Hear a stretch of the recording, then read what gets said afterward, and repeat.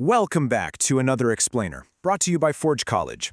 I am absolutely thrilled to have you here for this training simulation, because today we're embarking on a true cyber detective bug hunt. In our overall smart contract security track, we're currently inside the comprehensive smart contract security audit module, and honestly, it is time to get our hands dirty. We're transitioning from the planning phase into actually hunting for vulnerabilities in the wild. So grab your magnifying glasses, because we are about to decode some serious flaws. To set the stage, let's just look at our timeline. It perfectly maps our journey. In the last lesson, we focused on scoping and planning our full security audit.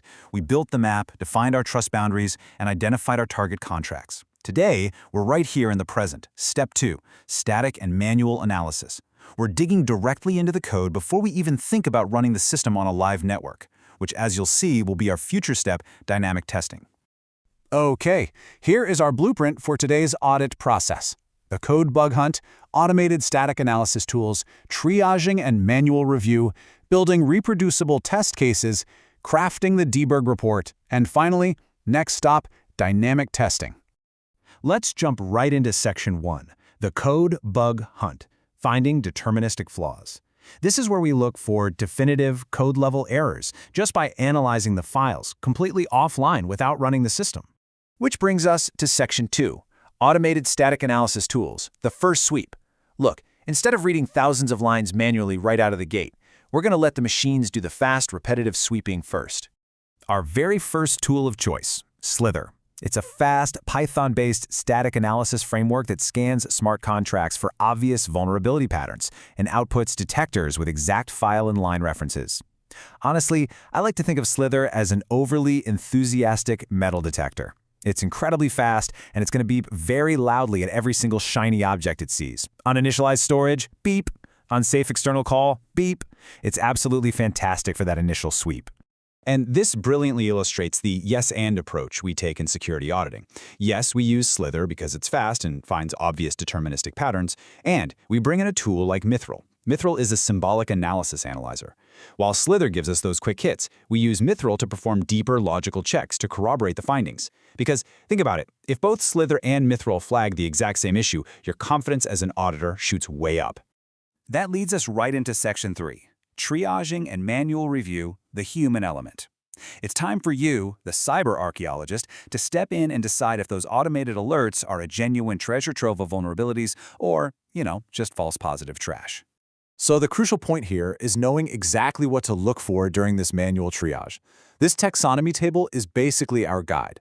Look at the top row, reentrancy. The primary static method to find it is checking the call graph and external calls. Look, reentrancy is basically the classic unkillable zombie of Web3 vulnerabilities. We always have to hunt it down first because it's so common and incredibly high impact. Then we've got integer arithmetic errors, which we find via operator scans, super frequent in older Solidity code. Finally, access control flaws, found by analyzing modifiers and role usage.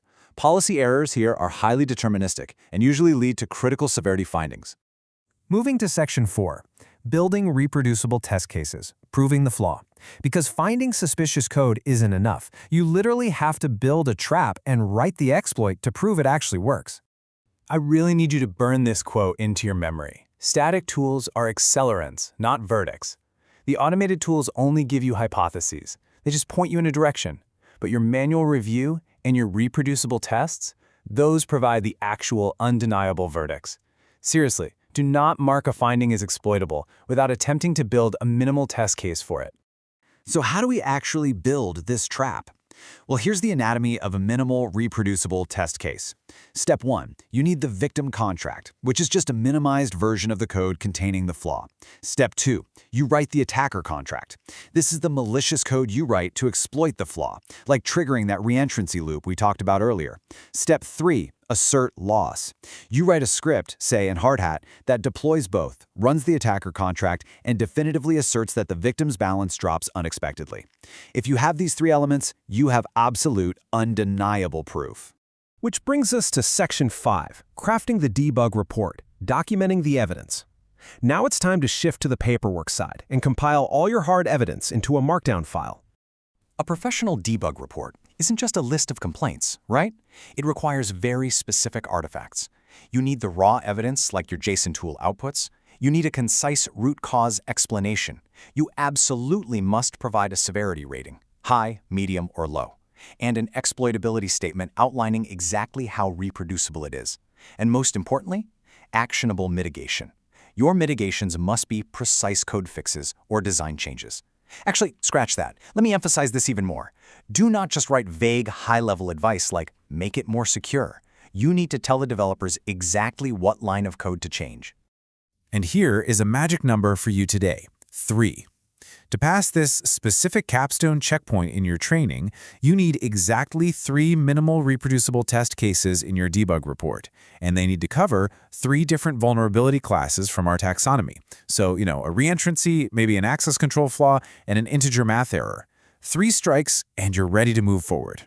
Finally, Section 6. Next stop, dynamic testing. We are wrapping up static analysis and pointing our ship toward the next module. Now, you might be wondering, why does this rigorous, structured process matter so much? Well, because a tidy, evidence-backed debug report drastically shortens the validate-reproduce loop for simulated attacks. The artifacts you just created, the precise code paths, the scripts, the annotations, they make the upcoming dynamic testing phase much faster, tractable, and highly focused. You aren't guessing anymore. You have a loaded map. So I'll leave you with this provocative question. Is your code ready for simulated attacks? Because that is exactly what we're going to do in our next lesson, Simulated Attack Validation and Reproduction. I really hope you enjoyed this cyber detective bug hunt. Remember, if you want to dive deeper into the subject, check out the rest of the Smart Contract Security course, or just discover a whole world of Web3 topics. I enthusiastically encourage you to visit forge.college. This explainer was brought to you by Forge College. Keep learning, keep testing, and I'll see you in the next one.